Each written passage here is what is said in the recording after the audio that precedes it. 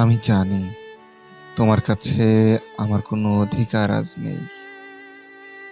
তবুও এই বুকে তোমার জায়গাটা আজও শূন্যই রয়ে গেছে।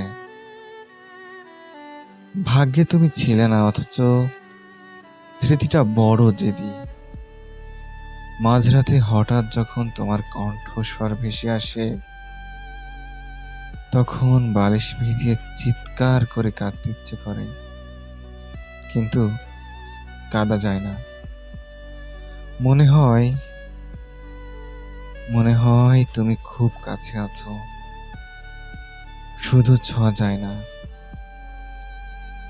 সবাই আমার মুখের হাসিটা দেখলো, কিন্তু এর আড়ালে একটা মানুষ যে প্রতি রাতে তিল তিল করে মরে যাচ্ছে তা কেউ জানলো না। গল্পটা সমাপ্ত হয়ে রয়ে গেল। তুমি আজ অন্য কারোর পুরো পৃথিবী, আর আমি দূর থেকে তোমার সুখের জন্য নিজের জীবনটা উৎসর্গ করে দেওয়ার এক নামহীন মানুষ বটে।